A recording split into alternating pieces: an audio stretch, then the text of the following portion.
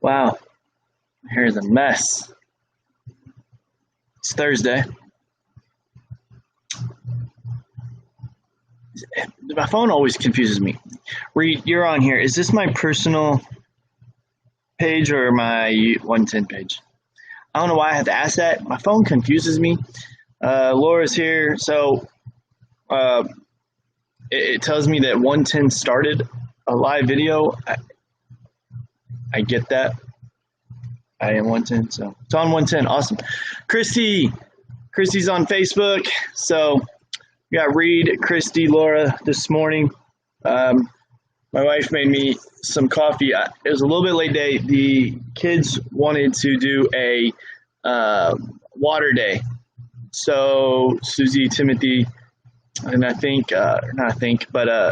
Cambry, Leland, they're over there having a water day this morning. So I stayed a little bit late to make sure I got that all up and running so they could have fun today. So I'm here in the shop to start knocking out the next project. If you notice,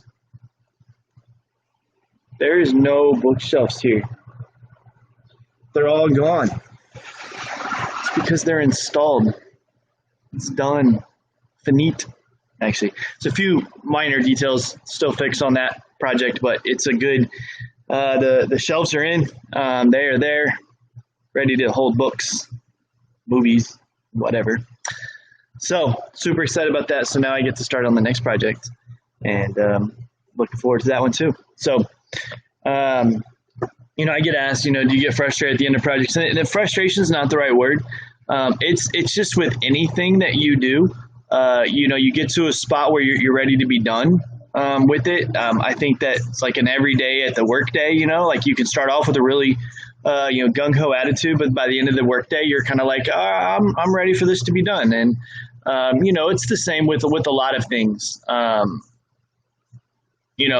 series, lessons that, that I've done or created, or taught through, whatever it is. There's a part where it's like, okay, I'm ready to move on to the next thing now. I'm ready to be done with this one. And so, yeah, there's that to projects, but no, not frustration. That's the fun of woodworking. And there's days where it can get to you. But that's the fun of doing that kind of stuff, is you get to figure out all the ins and outs, and, you get to make the adjustments and things. So it's all good. Matthew chapter 13 this morning, Matthew chapter 13. And it's an interesting thought, and I've seen it. I read this many times.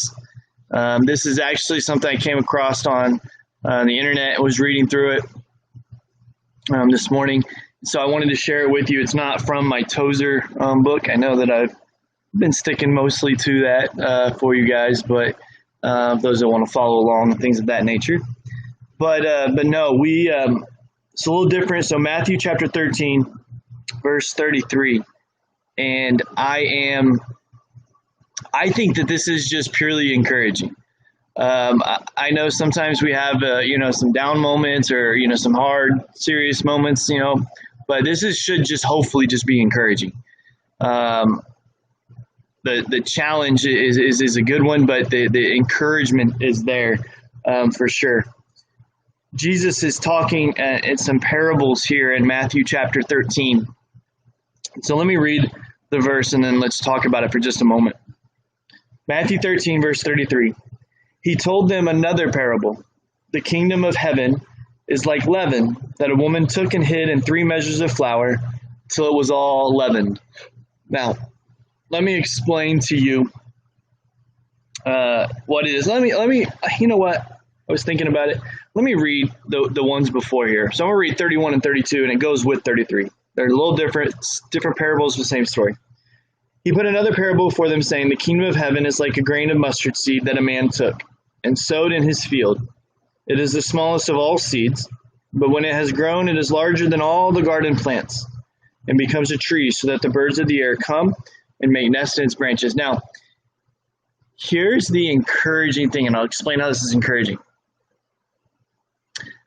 What starts out as something incredibly small, i.e., what I'm specifically talking about this morning, would be when you are working on your Christian life, you are you become a Christian and you start your spiritual journey. It is small, and that's okay. It's supposed to be. We've talked about Nicodemus before and discussed that he says that Jesus uses the terminology that we are to be born again. When a baby is born, it is not a full-grown human being. Christy is here. I am absolutely positive that she is sure that she does. I am absolutely sure that she is positive that she is happy that she does not have to carry the baby in her belly until it is a full-grown human and then birth it. It's a baby, and it's small, and it's tiny, and it needs to grow, and so, but it starts off as something small. A mustard seed, he uses this terminology, he uses these two parables because he's talking to men and women who, one, were agricultural people. They would have known what a mustard seed was, and he's also talking to women that work at the home, and they would have been making bread at the time. He said, I'm going to take something that's incredibly small, mustard seed. It's tiny. But when you plant it and you water it and you take care of it, after a while, after some time, it grows into something massive, into something big, into something that can be used. Leaven is something that is incredibly small. It's a small ingredient that they put into the bread. But once it's there, after some time, it rises up and makes the bread do what it needs to do. This is what our Christian life is. There's so many of us, and part of the problem that the Jews here, the Israelites had here when Jesus was speaking this, what he's trying to tell them is he's letting them know that the kingdom of God starts with Jesus, like it's coming through Jesus, but it's not done yet. They wanted it to be all accomplished. They wanted everything to be done. They wanted to be going to heaven. They wanted the world overthrown. They wanted all of the final revelations, Jesus coming back. And that's what they wanted, but that's not what they were getting. And Jesus said, no, it starts off as something small. The kingdom of heaven, the kingdom of God is something small now, and it's going to grow. It is going to become bigger. It is going to grow into something. The encouragement, the excitement there is that I find it very discouraging when I'm struggling with a sin, or I'm struggling with an attitude, or I'm struggling with something in my life, and I feel like I keep messing up and I keep making mistakes, and then I sit there and I go, but I'm a Christian, I should be getting better. Even now, I'm a pastor, I should be getting better. What is wrong? And I have to be reminded sometimes, and there's an encouragement to say, it's growing. It's getting there. Leaven takes time to make the bread rise. The mustard seed takes time, and it takes nurturing and culturing to grow into a tree that birds can make its branches on. And so it's okay. There's an encouragement there that it's okay that it takes time. It's okay that it starts off as something small when you are hopefully telling people about Jesus Christ and you're watching their lives change. You can't put the expectation in front of them that they accept Christ and now they're perfect Christians. It doesn't work that way. They've got years and years, and sometimes as we get older, multiple years, 30, 40 years of life that has cultured them a certain way, and it's going to take some time to become different. And so it's okay. There's an encouragement that what starts off as something small turns into something big. I'm going to try to take this real quick as Anna is doing something. Give me one moment.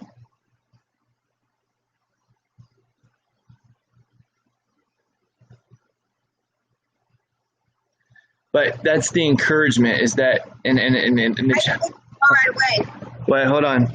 So I'm gonna try to, because people on Facebook can't see you. Now they can. Timothy, say hi. What are you doing? Let's see. We got a lot of water fun today. But, oh, sure, I'm putting water balloons on the trampoline. Anyway, bye. That's all. Okay. Where'd you go? I'm right here. I can't be on it and show the people on Facebook and YouTube. Okay. I thought you would do this at the end of the video. I didn't think you were going to just accept it right now. Well, again, I'm almost done. I'm going to wrap mine up, but I wanted to be able to, I know you wanted to share the fun excitement that's going on there, so I appreciate that. I'll see you guys later. Say bye, Leland. Say bye. So, you know, just a fun excitement there, you know, what's going on. But you see, even with the kids, it's something that I've had to learn is as we become parent, is that it takes time for them to learn things. It takes time for them to understand things. They're little and they're growing into something. I just don't want, here's what I don't want. I don't want church. I obviously don't want our youth group, but I don't want us as Christians to expect so much out of somebody that we make them feel that we less than correct because they're growing at a slow pace, or they're growing, period.